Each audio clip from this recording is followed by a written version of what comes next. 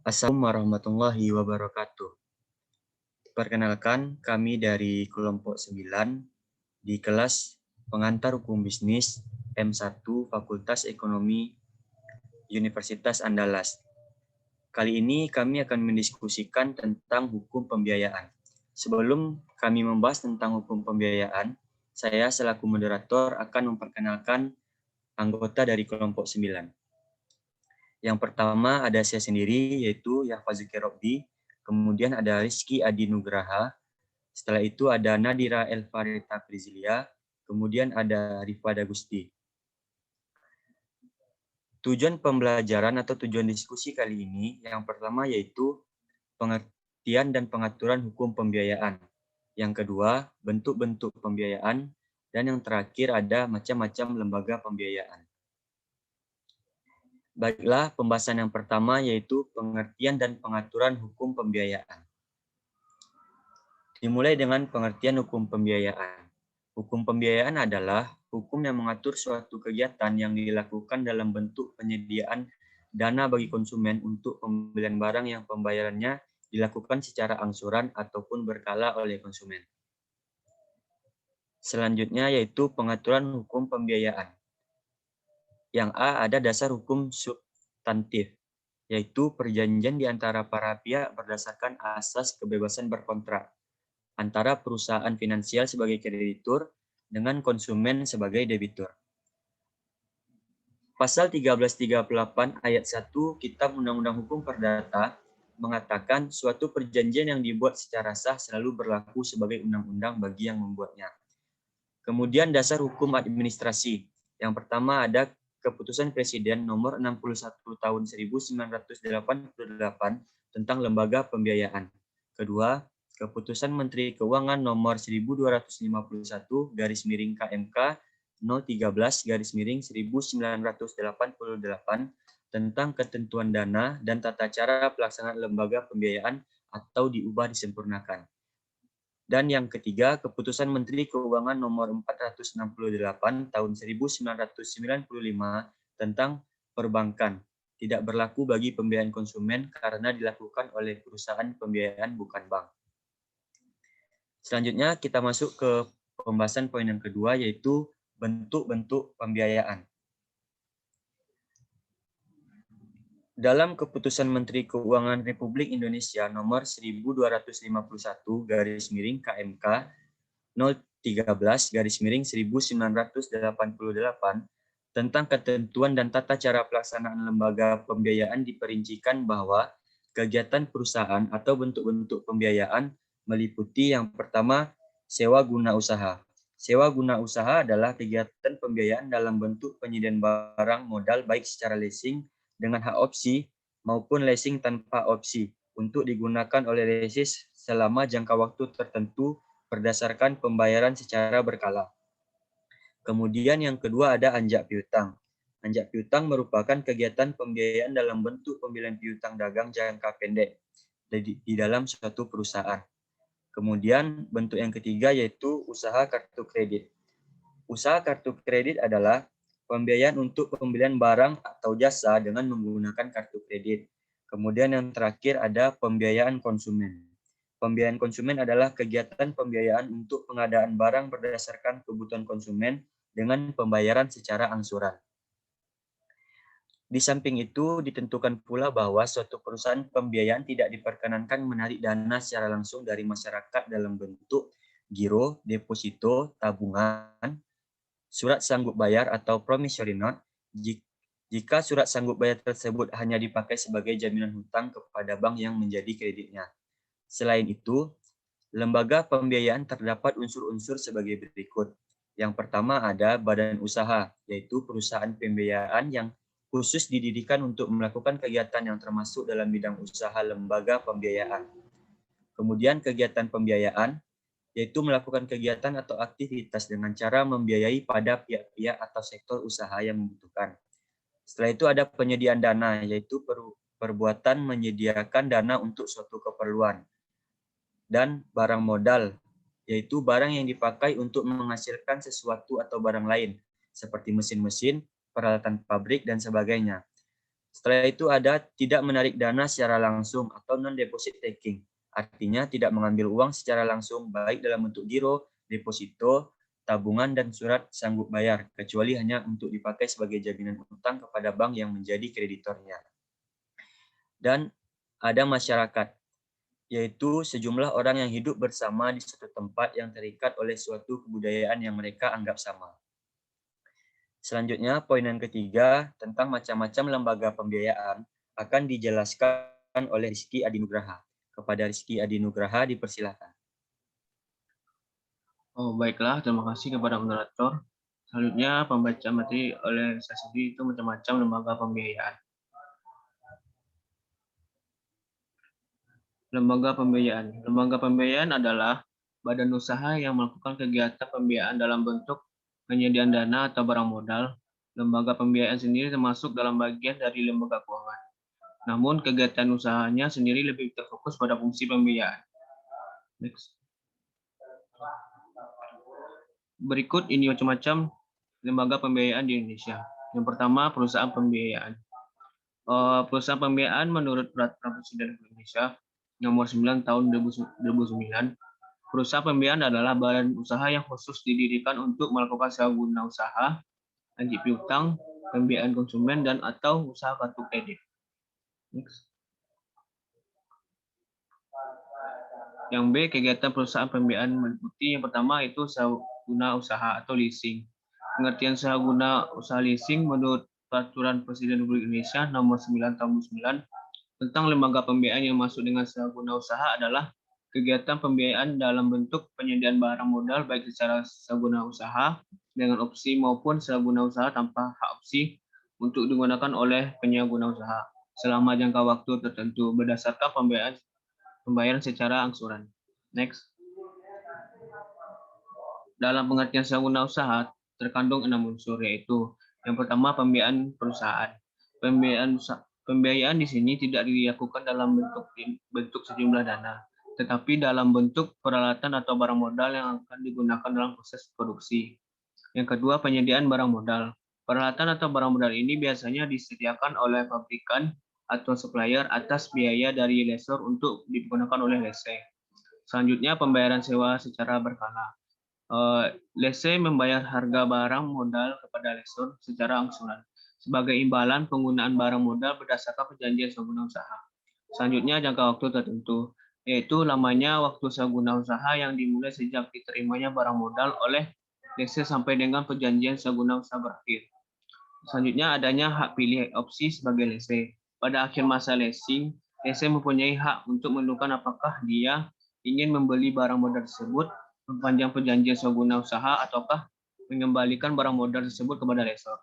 Yang terakhir, nilai sisa atau nilai residu value, yaitu nilai barang modal pada akhir masa sewa guna usaha yang telah disepakati oleh lessor dengan lessee pada awal masa guna usaha. Next. Yang B, pengaturan sewa guna usaha.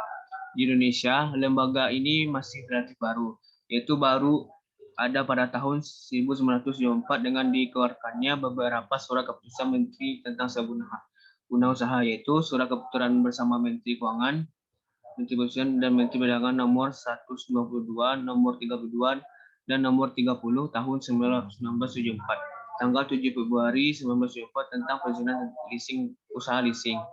Selanjutnya, Surat Keputusan Menteri Keuangan nomor 649 tahun 1974 tanggal 6 Mei 1974 tentang perizinan usaha leasing.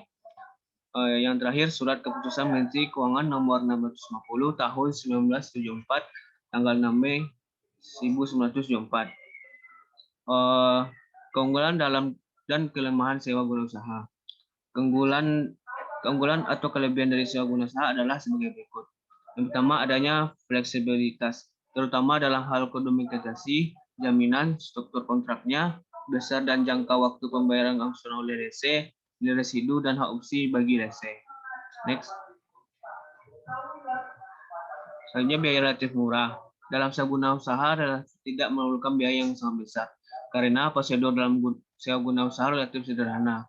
Dalam praktiknya, biasanya semua biaya diakumulasikan ke dalam satu paket antara lain meliputi biaya konsultan, biaya pengadaan dan pemasangan barang, dan biaya asuransi. Selanjutnya, pengamatan pajak. Sistem perhitungan guna usaha yang meringankan sehingga pembayaran pajak lebih hemat. Di samping keunggulan di atas, sebagaimana juga pada lembaga bisnis lain, guna usaha juga mempunyai beberapa kelemahan. Di antara kelemahan tersebut adalah yang pertama, biaya bunga yang tinggi. Dikarenakan perusahaan guna usaha juga memperoleh biaya dari bank, maka kedudukan lessor hanyalah sebagai perantara saja bagi lessee. Itu selanjutnya biaya marginal tinggi. Kedudukan lessor sebagai perantara penyedia dana bank dengan pihak lessee menyebabkan mata rantai distribusi dana menjadi lebih panjang. Next. Selanjutnya akan dibacakan rekan saya dan saya kembalikan lagi kepada moderator.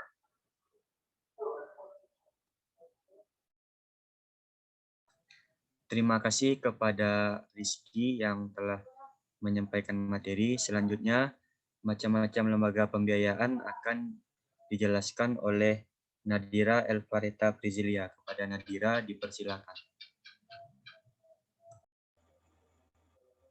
Terima kasih kepada moderator. Baiklah, saya akan melanjutkan pembahasan tentang kegiatan perusahaan pembiayaan yang kedua, yaitu anjak piutang. Pengertian anjak piutang yaitu menurut Peraturan Presiden Republik Indonesia Nomor 9 Tahun 2009, yang dimaksud dengan anjak piutang adalah kegiatan pembiayaan dalam bentuk pembelian piutang dagang jangka pendek suatu perusahaan berikut pengurusan atas piutang tersebut. Keunggulan dan kelemahan anjak piutang. Beberapa keunggulan dari anjak piutang sebagai berikut. Yang pertama, membantu sistem administrasi penjualan dan penagihan. Yang kedua, membantu mengatasi modal kerja. Yang ketiga, membantu mengatasi beban risiko kredit. Yang keempat, membantu memperbaiki sistem penagihan. Yang kelima, membantu mengembangkan usaha klien. Sebagaimana lembaga bisnis lainnya, usaha anjak piutang di samping mempunyai keunggulan juga mempunyai beberapa kelemahan.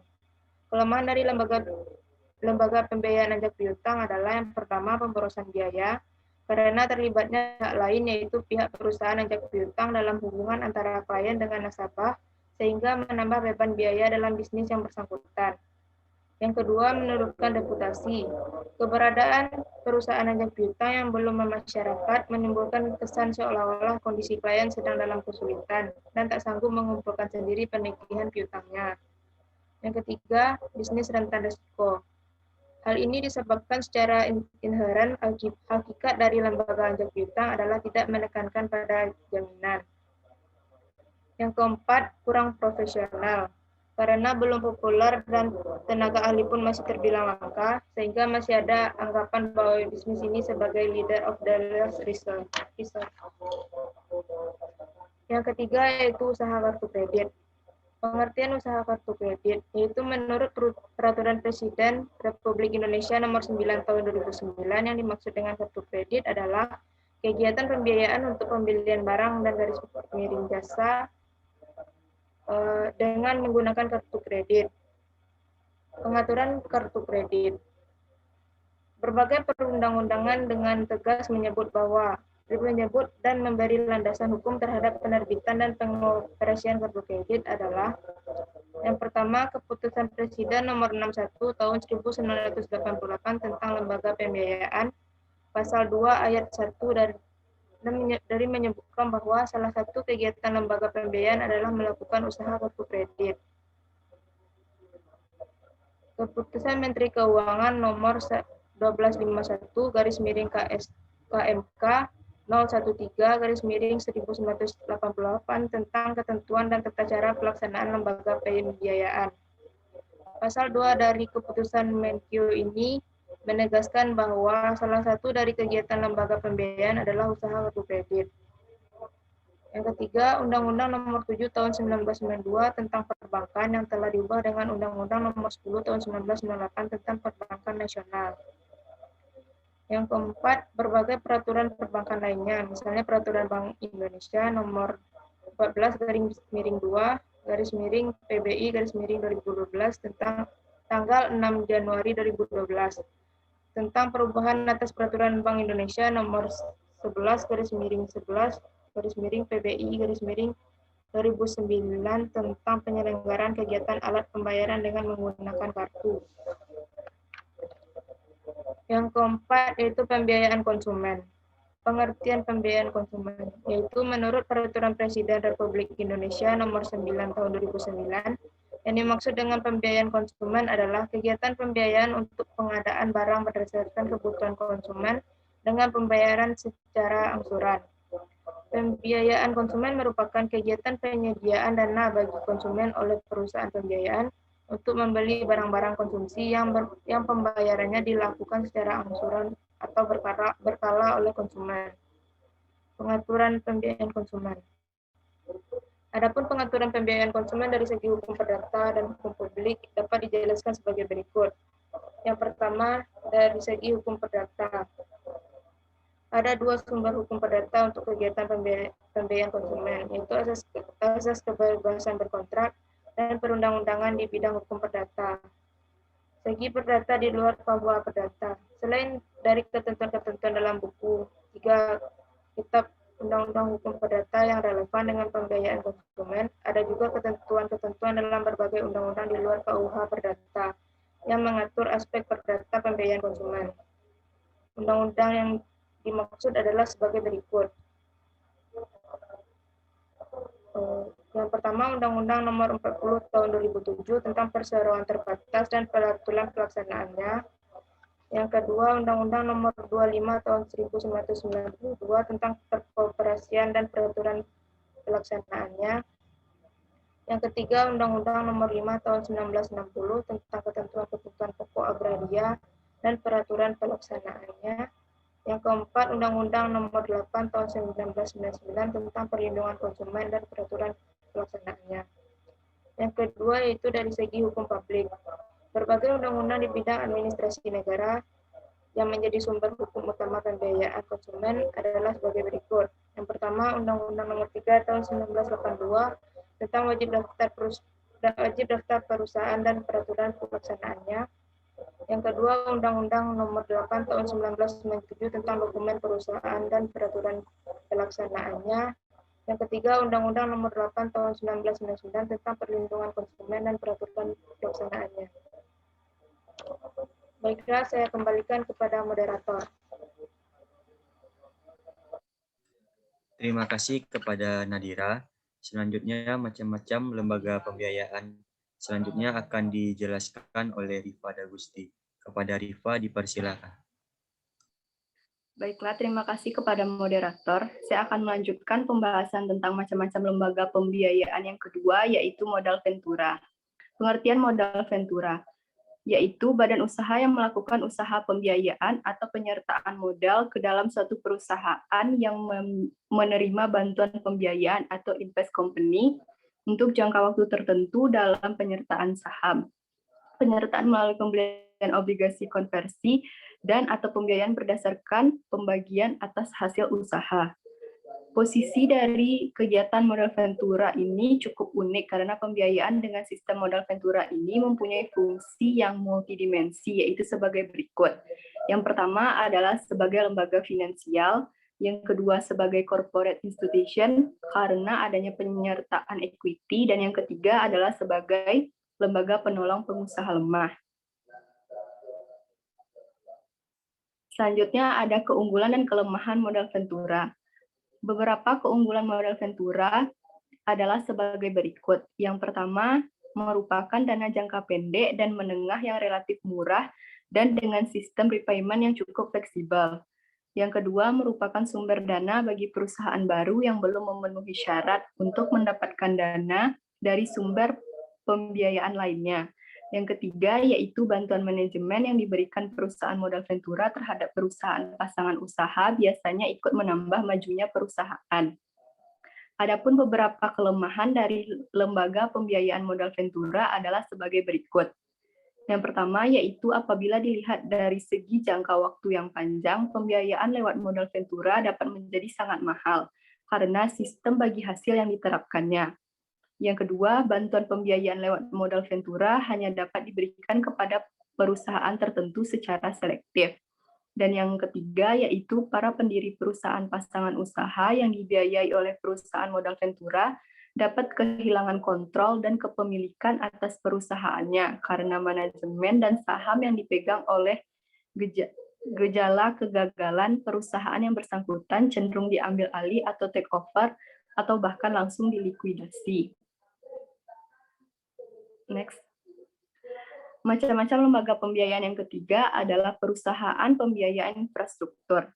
Pengertian dari perusahaan pembiayaan infrastruktur menurut Peraturan Presiden Republik Indonesia Nomor 9 Tahun 2009, yang dimaksud dengan perusahaan pembiayaan infrastruktur adalah badan usaha yang didirikan khusus untuk melakukan pembiayaan dalam bentuk penyediaan dana pada proyek infrastruktur. Yang B yaitu kegiatan dalam perusahaan pembiayaan infrastruktur. Kegiatan usaha perusahaan pembiayaan infrastruktur meliputi yang pertama ada pemberian pinjaman langsung atau direct lending untuk pembiayaan infrastruktur. Yang kedua ada refinancing atau infrastruktur yang telah dibiayai pihak lain dan atau pemberian pinjaman subordinasi atau subordinasi loans yang berkaitan dengan pembiayaan infrastruktur. Next. Selanjutnya, untuk mendukung kegiatan usaha perusahaan pembiayaan infrastruktur dapat pula melakukan yang pertama, pemberian dukungan kredit atau credit enhancement termasuk penjaminan untuk pembiayaan infrastruktur. Yang kedua, yaitu pemberian jasa konsultasi atau advisory service. Yang ketiga, ada penyertaan modal atau equity investment. Yang keempat, ada upaya mencarikan swap market yang berkaitan dengan pembiayaan infrastruktur. Dan atau yang kelima, yaitu kegiatan atau pemberian fasilitas lain yang terkait dengan pembiayaan infrastruktur setelah memperoleh persetujuan Menteri. Next.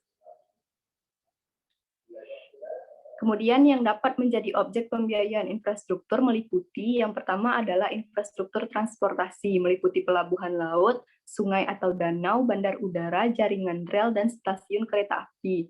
Yang kedua ada infrastruktur jalan, meliputi jalan tol dan jembatan tol. Yang ketiga ada infrastruktur pengairan, meliputi saluran pembawa air baku.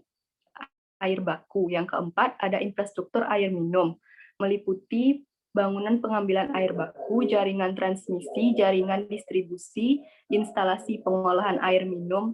Dan yang kelima yaitu infrastruktur air limbah, meliputi instalasi pengolahan air limbah, jaringan pengumpulan dan jaringan utama, dan sarana persampahan yang meliputi pengangkut dan tempat pembangunan. Next. Kemudian yang keenam ada infrastruktur telekomunikasi, meliputi jaringan telekomunikasi. Yang ketujuh ada infrastruktur ketenaga listrikan, meliputi pembangkit, transmisi, atau distribusi tenaga listrik. Yang ke-8 ada infrastruktur minyak dan gas bumi, meliputi pengolahan, penyimpanan, pengangkutan, transmisi, atau distribusi minyak dan gas bumi. Dan atau yang terakhir yaitu infrastruktur lain yang tidak termasuk dalam angka 1 sampai dengan 8 atas persetujuan Menteri. Sekian penjelasan dari saya kembalikan kepada moderator. Terima kasih kepada Rifa Dagusti yang telah menyampaikan macam-macam dari lembaga pembiayaan. Dengan telah disampaikannya macam-macam lembaga pembiayaan, maka berakhir pula lah diskusi kami pada kali ini. Semoga apa yang telah kami jelaskan dan kami diskusikan bermanfaat untuk teman-teman semua dan bisa dipahami dan bisa dimengerti. Saya selaku moderator mewakili anggota kelompok 9, mohon maaf jika ada terjadi kesalahan dalam penulisan ataupun pengucapan dalam penjelasan. Sekian dari saya akhiri. Assalamualaikum warahmatullahi wabarakatuh.